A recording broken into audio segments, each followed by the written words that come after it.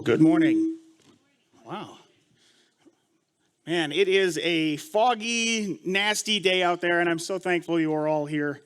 A lot of people, even myself included, I just did not want to get up today. So I'm hoping that eventually we'll get over this. But it is Iowa, so I had heard that 2 days ago was the last time we'll see sun until April. So prepare yourself for it, which is funny because I spent 9 months in Colorado, and it's totally the opposite. There's 465 days of sun there. So I don't know. I don't know. Well, we are in a series right now called Monsters Under Your Bed. And I don't know about you guys, but if you've taken those ACE scores or the ACE test, we've been going over that. That's actually what a lot of what we've been talking about is related to. So if you haven't taken it and you still want to, I believe there's more out there. If not, we'll make more. You can also get it off of our app, and you can get it off of our Facebook page. So if you want to take the ACE test and you haven't taken it yet, you still can. And that's what we're kind of focusing on when we talk about this series. And these last 2 weeks, you've really heard my dad talk about it. He had a 9 on his ACE score, which is really, really high. And I had a 0. So now you're going to have the opposite side of things. And what I want to kind of touch on first is that people often think that if they don't have a higher score, that they can't really relate to people. And that's not necessarily true. So even though I didn't score any points on the test, my family was equally messed up. I mean, my dad's not here, so I can say whatever I want. See, we had our problems, we had our struggles, we had our issues.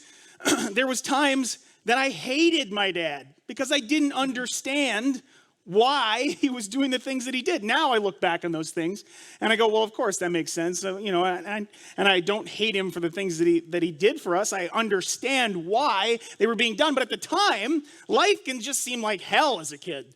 Sometimes things that the parents do, they don't make sense. You just don't understand them.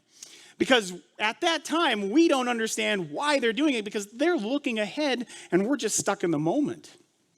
So I want you to know that even though you have a score of 0, or if you have a score of 9, that your life is equally valuable in how you can communicate to people through your experiences. Now, see, I have the awesome ability to say, I didn't have any of those problems, and here's how you can too. My wife, on the other hand, she had a score of 3, so we kind of see things slightly different. We relate to things just a little bit differently. And those things are valuable whether you have a 0 or you have a 9. We've been talking about the ACE test, and we've been talking about this series. We did the family of origin. We did the ACE scores and how they work. Today, we're going to look at monster parents, and next week, I'm going to talk about monster spouses, which will be really easy for me because I am a monster spouse. So you didn't let me finish. So we're going to talk about monster parents today. We're going to talk about monster spouses next week. And then we have a great closer for that, too. You're not going to want to miss that. Marlon's going to be up in Minneapolis for this Sunday and the next one, but he'll be back to close out this series. But we've been looking at the ACE test and what these childhood experiences really do and how they really affect us and how they cause us to live in the future. Now, we're looking at the parent side of things and monster parents here. So this is actually great because the test relates a lot to those moments. A lot of what we score on there is directly related to our parents. Some indirectly, but most of them very directly to how we've grown up and how we've been raised and how we are today. And a lot of those things can be affected like this. Substance abuse, there's a lack of safety. You're going to see fear in a relation, in a family, possibly physical abuse. Emotional abuse is far more prevalent. There's spiritual abuse. You can see anger in your family, negativity. All of these things are affected by the parents. And the parents have this amazing ability to speak into their kids' lives and either have these things in it or not. And you'll see these things come out in different forms. You'll see them come out in physical abuse or just mental illness, or sometimes an incarcerated relative will really affect how you see the world because now you've seen that in your home when you were younger. Well, today, talking about monster parents, I don't want to teach you how to parent. That's not what we're talking about today. We're not talking about how to be the best parent. But instead, we're talking about how your ACE score will directly relate to how you parent or how you don't parent. So that's really what I want to on today is how our ACE scores will affect our parenting. The first thing is this: not disciplining. I figured I'd hit this one first, no pun intended, because disciplining is a very important part of what happens as parents. And because of what we were when we were younger, because of what happened to us when we were younger, it really will affect how we discipline people when we become parents. And there too, even if you're not parents, you may be grandparents, you're still parenting. You may not have any kids, you may be mentoring somebody. You may be speaking into somebody's life. Those things are also affected by your ACE score and will inevitably change how you communicate to people, how you parent them, how you lead them, how you speak into their lives. Now, I don't know if you guys have seen anything like this before, but this happens like 8 times a day at Walmart. There's always a kid somewhere screaming and laying out on the floor, throwing a tantrum, and you have 2 choices. You're either the parent that continues to shop, or you're the parent that disciplines. Now, that could be taken in different ways. Now, see, when I was a kid, we didn't throw tantrums, or else we were thrown out of the store. Not by the owners, by my dad. He wasn't going to put up with it. We didn't have moments like that. We didn't throw tantrums. We got our butts kicked. Now, that doesn't necessarily mean you were a victim too, huh?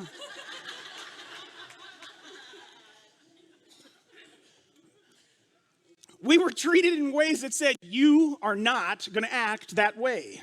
And if you do, we're out of here. There's plenty of times when we walked into the store and in minutes, we're back home.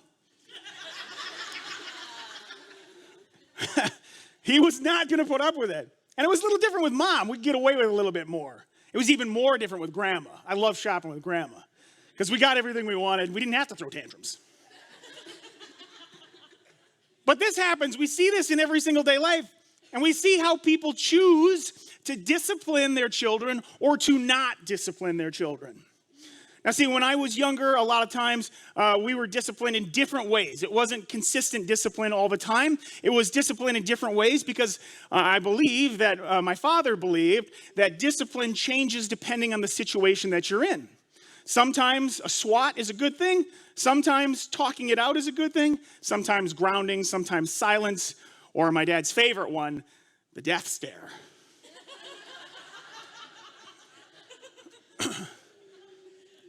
He could be in a different building, and we would feel this. Because it was when we did things wrong, and I think my brother can relate to this, when we did things wrong, we didn't fear physical abuse. We never feared a spanking. In fact, we probably would have chose a spanking over this, because this meant I could kill you. I really could. I just don't want to suffer the consequences of that. So we would avoid eye contact. We would avoid meeting up with our dad because he would lay that stare into you, and you knew that you're done. You're done. You're not going to continue the way you're going. And there was moments I know that I have seen that, and even to this day, if I say something that I shouldn't have, we're on a different level. We work together now, but there's times I've said things and he's looked at me and I'm like 5 again. Because he has that, our fathers have that, our mothers have that. When we're kids, we see those sort of things and we experience them completely different. And you know what people always say? When they get older and they've been through some sort of disciplining when they were a kid or non-disciplining when they were kids, the first thing they say is, I'll never treat my kids that way. I mean, I've said that and I don't even have kids yet. We like to look at what we've been through and then we put that on a scale somewhere and we say, no, I didn't like that, so I'm not doing that. I'm going to do something else. Because we've been treated wrongly. And sometimes the reason for that is that we may not have seen discipline, but we've seen abuse. And there's a big difference between disciplining somebody and abusing somebody. So on your ACE scores, when you've seen those, when you've looked at that aspect and you've said, was I disciplined or was I abused? Those are two very different things. And those things will affect how you discipline or don't discipline your children when you get older. There's a great verse. It says, those who spare the rod of discipline hate their children. Those who love their children care enough to discipline them. Now, a lot of people will take this verse and they'll say, rod. That's why I have that 2x4 in my drawer. Because I'll give it to them. My grandma had a paddle that she only had to show to us, and we were done. She'd never, I don't know if I ever got swatted by it at all, but it had like, I think it was one of those college paddles, because it had like Delta Beta Chi on it or something. Apparently my grandma was into some weird stuff when she was younger. But she would only pull that thing out and we were done. We didn't want to get hit by that thing. And she didn't know how to swing it. So sometimes you'd catch the edge and it was just bad. But we see this verse and we say rod and we think that we're supposed to hit our kids every time that something happens. We're just supposed to take it to them. But see, what's interesting there is it says the rod of discipline. It's not talking about a physical rod. It's talking about disciplining our children. And the tendency is when we've lived a life with a high ACE score, when we've seen things in our lives that we didn't care for, didn't like, or even were honestly bad things, we were abused when we were kids, that we see that and we go, well, then I'm going the opposite way. I'm not going to discipline. I'm going to let them decide. I'm going to let them choose. I'm going to let them go through those sort of things. But when it comes to disciplining, I think there's a few things that we have to know with our ACE scores. How do we discipline our children in ways that are effective? How do we do that even though we may have a past of abuse or a past of discipline that wasn't very loving? And here's how it is. I think, first of all, we're supposed to understand the purpose of discipline. We're supposed to understand why we do it. You see, the tendency is to say that if I'm going to discipline this child, it's because I don't like what they did. And I want them to not do things I don't like. So I'm going to discipline them. But that's not the case. See, when we discipline people, we're supposed to discipline them so that when they become something else in their life, they'll look back at that and go, oh, that's why. That's why I do this differently. That's why I don't do that. It's the analogy of putting your hand on the hot stove. We tell people not to do that, not because we want to keep our stove in good shape, but because what they're going to do is stupid. And we don't want them to do stupid things when they get older. So we need to understand the purpose of our discipline. We need to understand that when we're dealing with our kids or our grandkids or people like my brother and DJ, they both work at a school. They have to work with children all the time. They are parents to those kids. And they have to understand how and why they're disciplining these kids to a certain way so that when they get older, they understand why they do or don't do the things they do. So you need to understand the purpose. With a high ACE score, most often you will forget the purpose and instead react in anger or sadness or something along those lines. We tend to react rather than choose why we discipline people, which brings the second point. Don't react, pause. That's a great piece of advice for everyday life. When we're talking with our spouses, when we're talking with our kids, when we're talking with our friends, our tendency is to react to people because we've been through it, right? Our ACE scores are high. We've seen how people treat us and mistreat us. So we react to those situations. When in fact, we shouldn't react. Instead, pause. Take a moment. I've said that to my wife before, and she knows, and her and I work together that way. When there's moments where I'm heated and I'm angry and I'm upset, rather than talking at that moment and saying things I regret, I say, I just need a minute. And you know what? Our kids, our grandkids, the people that we work with, they understand that. I just need a minute here. Just give me a minute or two to think about this. So understand why you're disciplining. Understand why you're doing it, why you're growing up children to the way that they should be. And then when it comes to moments when you want to react, mainly due to because of our past experiences, when we want to react and we want to feed into that ACE score, instead we pause. We take a moment. We take a breath and then come back to it. Now, while you're in that pause, the third thing is to look ahead. See, discipline sometimes can be very one-sided. It can be very in the moment. We spank because you did something wrong, and you need to know that you did something wrong. The end. Okay, now I'm mad at you the rest of the day, and when you come to me, I'm still going to be mad at you because you did something wrong. But see, when it comes to discipline, once we understand the purpose, once we no longer react in the moment, instead pause and think about it, then we look ahead to why this discipline is important. See, when I was a kid, I was treated that way. I was treated like I was smart, even though I wasn't. Because it was important to my dad to show me why what I'm doing won't get me to where I want to be. There's lots and lots of stories of me as a kid that I can look back and I can go, at the moment I didn't understand. I didn't like my dad. I hated him. I was angry at him. I didn't want to look at him because I didn't understand those things. But now I look back and I go, those were amazing lessons that projected me into a future that I didn't know at the time I wanted. So you need to take these moments when you're disciplining your kids, your grandkids, or you're working with kids at school, or you're mentoring people. You need to look ahead and understand that even though I've been through some stuff, my ACE score is really high, that I don't want them to go into the same place I was. Instead, I want to look ahead and give them a future that's different, a future that leads out of a high ACE score and into a low one. That's kind of what we went through. Now, see, my dad won't toot his own horn, but I can. You know, he was a great guy. He led us through some things that at the time I didn't understand, and now I look back and I go, okay, I get it. And now when I have problems, now when I have issues, I know I can trust him. I go to him. There's times I'll go to my dad before I go to Google. He doesn't always have the best answer. But I'll go to him first because I've learned over the years that here's somebody who, even though he disciplined me, even though he made me cry at moments, and even though I got a spanking or I got grounded, or he told me, you know, you need to grow up, you need to be better than this, even though now I'm at a place where I look back and I go, okay, that all made sense.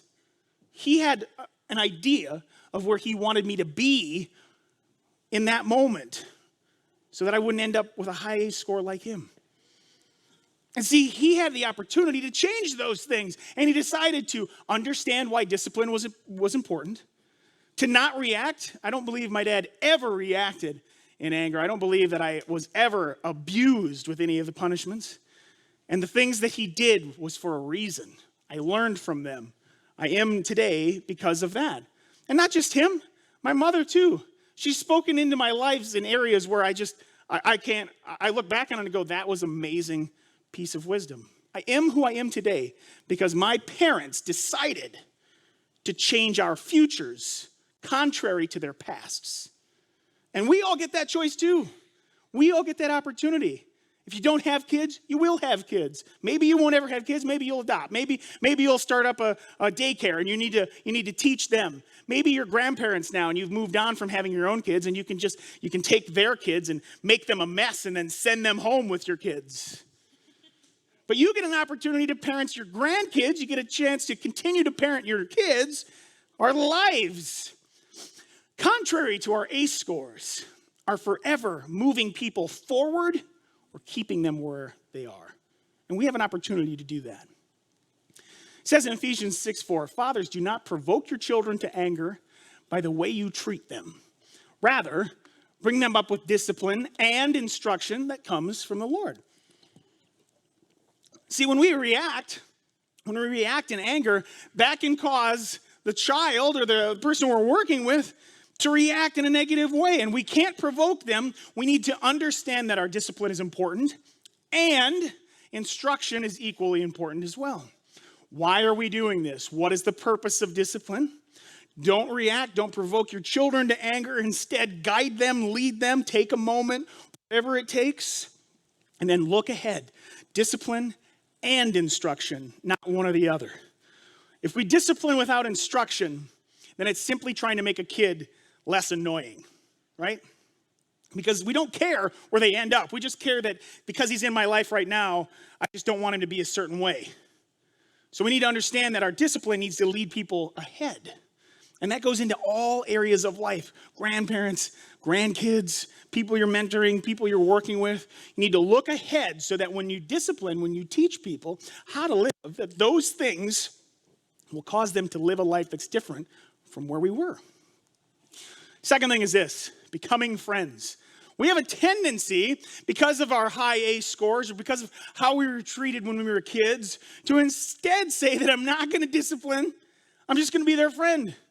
We're just going to be really good pals. Because I wasn't a friend with my dad. I wasn't a friend with my mom. The way they treated me was bad. And I didn't benefit from it.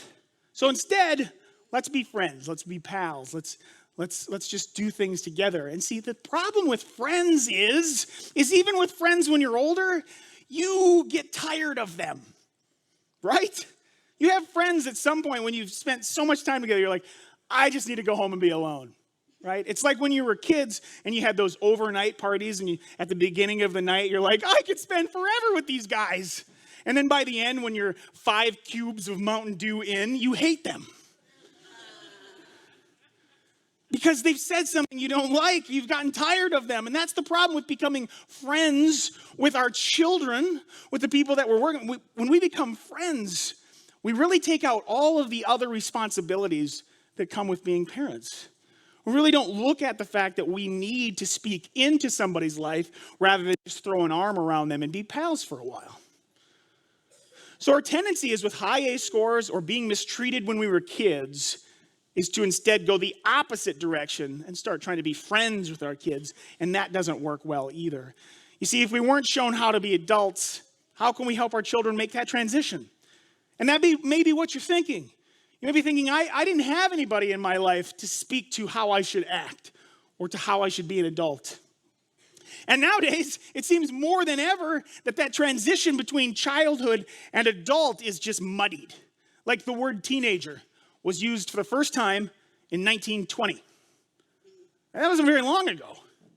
Because the idea that there was these problems, that you had a child and then they became an adult, there was this phase in between that people were starting to not know how to deal with.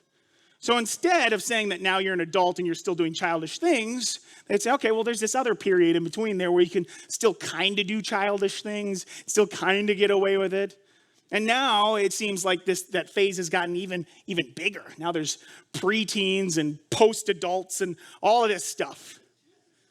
Because we've muddied the waters in the distinction between child and adult.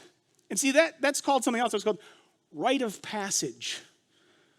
And there's a lot of rite of passages. You may know some of these. You may know about the bar mitzvah or also the bat mitzvah. It was 13 years old for boys. It was 12-year-old for girls. Bat mitzvah, if you didn't know that, is for the girls. Bar mitzvah is for the males. And in Jewish tradition, this was the moment when they took responsibility for their actions. As soon as they had their bar mitzvah, now they were an adult. The things you chose to do, the things you're doing, no longer can be just played off as childish. You're an adult now. Act like one. Take responsibility. It's very cut and dry. You had these moments in this rite of passage where when you were a child, now you're an adult. Walkabout. That's a good one. I would kind of want to try that. Walkabout is Australian, obviously. You can tell by the name. That typically happens between ages of 10 to 16. And basically, they would just go out into the wilderness for up to 6 months. I mean, you may want to try this at home. Just see ya. 6 months later, come back and you'll be an adult. That's what's happened, though. They have up to 6 months where these kids will just go out and they'll just live in the wilderness. And they will experience life on their own and then come back. Boom, they're an adult. Now you're responsible. Now you have things that you need to take care of. You have decisions you have to make. And childish ways are put behind you. Rumspringa, that's another one. You may know that in a way that isn't really what it is. Okay, it's not. It's an Amish tradition. Basically, what happens is they have the ability to choose whether or not they want to be part of the church or if they want to leave the community. They're given this choice. But basically, when they're given this choice, somewhere between the ages of 14 and 21, when they're given this choice, it's time to grow up. Okay, you want to be part of this? You want to be part of the church? You're going to be baptized. You're going to live in this community with us. Now you're an adult. You're done with childish ways. It's time to be responsible. Now, my personal favorite rite of passage, which I think we should bring to Iowa, it's actually from Africa, and I think it's a really great one. It's called the Brazil Bullet Ant Glove. I ordered some bullet ants yesterday online because I'm going to make one of these. If you don't know what a bullet ant is, it is the number one most painful venomous insect bite in the world. They call it a bullet ant because when it stings you, when it injects you with their venom, it's described to be so painful, it's like being shot. That's how much this bullet ant hurts. And the pain can last upwards of 24 hours. 24 hours, getting shot in the arm and then laying there for 24 hours with bullet wound pain.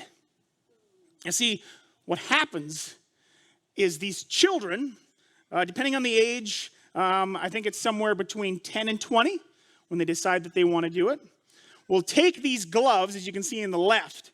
Those little black dots are bullet ants that were woven into the glove butt side up so that their stingers can still work.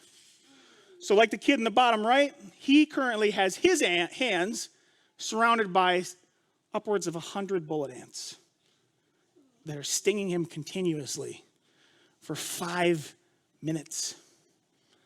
That's how they transition from childhood to adulthood. And what's even more amazing is they have to do it 20 times.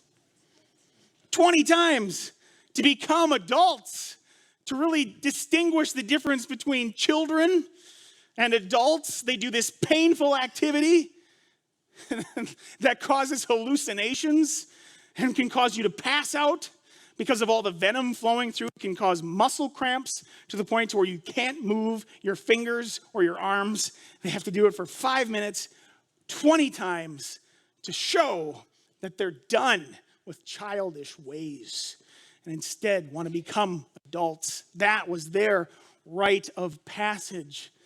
And you see, the problem is we no longer have a clear definition between children and adults. We want to become friends because we were treated in a way when we were younger, and we don't want to do the same thing with our kids. But we need to understand that the discipline and the guidance that we give our children is important. It's needed because there will be a day when as grandparents you're gone, as parents you're gone, and it's just them. And it's important to know the difference between what we were like when we were a child and what we're supposed to be like when we're adult. It says in 1 Corinthians, when I was a child, I talked like a child, I thought like a child, I reasoned like a child. When I became a man, I put the ways of childhood behind me. And see, today in our world, all you have to do is get on the internet for 5 minutes, and you're going to see there's a lot of childish adults out there. A lot of people who were never taught the difference between being a child and now being an adult. Instead, parents decided to become friends with them, decided to let them choose, decided to not do any of the things that they found negative when they were being raised. Even though those things were, I'm not excusing the way you were treated. That was a bad way to be treated. If you were abused when you were a child, if you didn't understand what discipline was because no one showed it to you, that is awful. That's not a good thing. But you have a chance to change the trajectory of your family and your children by not looking at that and going, I'm never going to be that way, but instead finding a new way to discipline and lead and teach and show your children how to live. This means you have different responsibilities when you become an adult. When you've put the childish ways behind you, there's only so much you can do to be like a child. But then after that, you tie your shoes and you grow up and you become responsible and you understand what needs to be done, how you're supposed to live, and then you use that to affect your children. Now, when you've gotten older, you get different responsibilities, and what a great show to look at for how to parent. I would say that this would have been punishment when we were kids because they watched it all the time, but now I watch it all the time, so I don't think it was punishment. We watch this show all the time, now more than ever probably, and honestly, I feel like the world, America, needs Andy Griffith more than ever. I watch this show pretty consistently now. Almost every single morning when I get up and I clean and I do the dishes and whatnot, this is usually playing in the background. And there's some amazing wisdom in this show in a time where life seems simpler. And today there's a little clip that I want to show you that really talks about the responsibilities of what it means to know the difference between children and adults, to know that we have a responsibility as an adult to care for our children and that we can't necessarily let them make the choices. Now, see, to set this little clip up a little bit, there was a hobo that came to town, and this hobo was really inspiring Opie. Opie was watching him. Opie was looking at all the things that he did, and he claimed that he could talk to fish, and he could magically get bubble gum out of the thing without putting money in there. And he was just enamored with this man. And this man ended up stealing a pie and a roasted chicken and having a hobo's dinner with Opie. And Opie's just in love with this guy. Well, Andy finds out that this guy has been stealing and doing the wrong thing and pulling Opie in. And now we're going to take a look at what he has to say about that. See, wisdom for the ages there, I believe. Sometimes we get so easily caught up with making sure that our children go a certain way that we don't take into consideration that that may be affected by what we used to be and that we're not looking ahead in the way that we should. You see, children don't have the ability to reason like we do. We've been through some things, right? We look at our scores and we think we've been through some stuff. We know better. And we need to treat our kids like that we know better, because we do. And the way that we bring up our kids, the way that we raise our kids, even though it is affected by our ACE scores, it doesn't have to be a negative thing. You take your ACE scores, you realize, man, I've seen some things. You apply that to biblical wisdom and understand that children aren't in a place to make those decisions on their own. And then grow up, be the adult, have the responsibility, and guide them in a way that shows them the value in life, that shows them the importance of making the right decisions and living a particular way. Now, that doesn't mean don't have fun with your kids. That still means you can wrestle with them, and that still means you can play with the trains with them. That still means you can go have fun with them and laugh, but there is a distinguishable moment where you stop being their friend and you start being a leader, a father, a mother that teaches and guides because they need that. They don't need a friend. They need somebody that can show them out of where they are and what they currently think. You change the course of their lives by changing yours. You need to start looking at your life. I need to start looking at my life. We need to look at our ACE scores and go, how can we make it to where life doesn't look like that and change their trajectory forever? Third and last thing is this. Sometimes our ACE scores will cause us to not lead, to instead step back and let them make their own decisions. Because when we look at our past, we go, if we weren't given a vision for our futures, how can we give that to our children? Because some of us weren't given a vision for our futures. Our ACE scores speak to that. They say that because how I was treated when I was a kid, they gave me no future. And now I don't know how to give that to my kids. So I'll just back up. I'll just become friends. I'll just take it easy. Everybody know who this is? The guy who made the George Foreman grill. I don't know his name. It's George Foreman. George Foreman's a really interesting guy. Did you know that he has 10 kids? His first 5 boys, you know what he named them? George. He named them all George. You may look at that and you may go, that's insane. What a foolish thing to do. Well, he says that, you can only get hit in the head so many times and then still have to remember 10 kids' names. So he tried to make it easy on himself. He said that. But the real reason he gave his kids that, his name was this. He said, it was a tough time because I had a lot going on with my title and I was devastated and I had a father out there that I didn't even know. I actually ended up preaching at his funeral. This was my father and I didn't even know him. And I decided then I would give all my sons something in case they got separated or divided, something they would all have in common. And that's why I gave them my name. That's the reason I did it. Because George Foreman had a vision for his kid's future that said, when you grow up, you are going to be something, and you have my name to remember it by. He looked ahead. See, like I said, as parents, we tend to look at the moment, and we used to go, that really annoys me, and then we spank, or we ground, or we time out, or whatever it is. And we don't have a vision for the future, but we need to lead. We need to be parents. We need to be adults. We need, in our workplace, if we're working with small children, you need to be a leader. And you need to understand that when you discipline or you're training somebody, it's for a reason. It's for their future.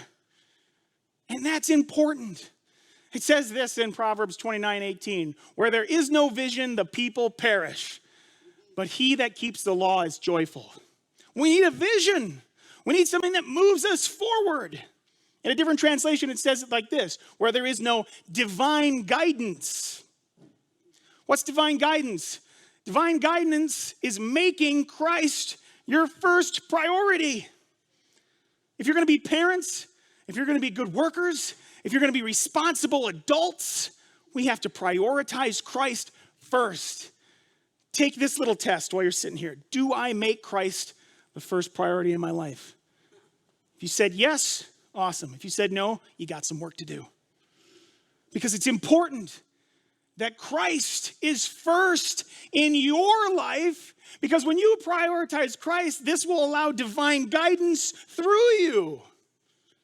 And then that divine guidance to your children will allow them to grow up with a vision, being led by somebody who's responsible, who cares about them, who wants to make sure that their life doesn't end up the way yours did. As we were talking this week, Marlon had this to say. He said, I never had anyone show me how to be a father. For me, learning who God is and how he loves us impressed on me that there was a better way than what I saw. See, it's interesting now to be grown up and to have a brain of my own, and to look at what my dad went through, that he didn't have a father of his own, and then to look at the life that I lived and think, okay, I've done pretty well. I've ended up really well. I have a score of 0 from a guy who didn't have a father, who had a score of 9. He made a choice to change our lives forever by being a leader, by understanding discipline, and by giving us a vision to be something that we aren't, so that we don't end up with high scores like him. Our ACE scores cause us to withdraw. They cause us to be inconsistent, and they cause us to lose a vision for our future. But we can't. We can't let our ACE scores control us like that. We can't be bad parents because our parents were bad. We need to look at our bad parents and say, I'm going to be different. Carl Jung said, I am not what happened to me, but what I chose to become. We looked at this a little bit last week. You have a choice. As parents, as grandparents, as people who work with children, you have a choice. You have a choice to make. You can either prioritize Christ, make him first in your life. You can lead your children, and you can discipline with a purpose. You can give them a vision. You can either do those things, or you can become the monsters under your kids' beds. You have to prioritize Christ. You have to know that he's the single most important thing in your life. He's more important than your kids. Because he is. And I know some people think, well, that seems heartless that you would put him before your kids. It's not, because when you put God in front of your kids, you start to love God more. And the more you love God, the more your kids see you love God, and they understand that. And they will in turn see somebody leading and prioritizing Christ. And then they will learn to love God. And when your kids love God as much as you love God, and they love God more than they love you, you'll both love each other more. That's how it works. And it starts by prioritizing God in your life first. And that's in any situation, not just parenting. That has to do with going to work or living with friends or having a household. You have to prioritize Christ first. And in this specific situation, if you don't prioritize Christ first, if you don't lead, if you don't discipline with a purpose, you become the monsters under your kid's bed. And 20 years from now, they'll be in a church and they'll take an ACE test and they'll score an 8 and they'll go, I don't know what to do.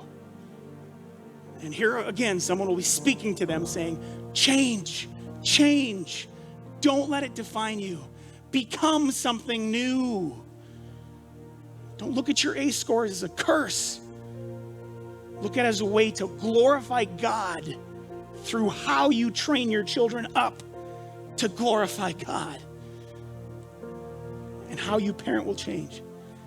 And how you are a parent will change. Because it's important that our kids know who Christ is by seeing us know who Christ is. Let me pray with you this morning. Heavenly Father, I thank you so much for being our Father. I thank you so much for disciplining us. I thank you so much for understanding that when we are disciplined, that it's for the betterment and the glory of you. And Father, I pray that we can find you. We can prioritize you, and that our children see that. That our children grow up to know you are Lord. Father, for those who do not have kids, thank you for that blessing. For those who are about to have kids, thank you for that blessing. Father, thank you for knowing where we're going and being with us always. In Jesus' name, amen.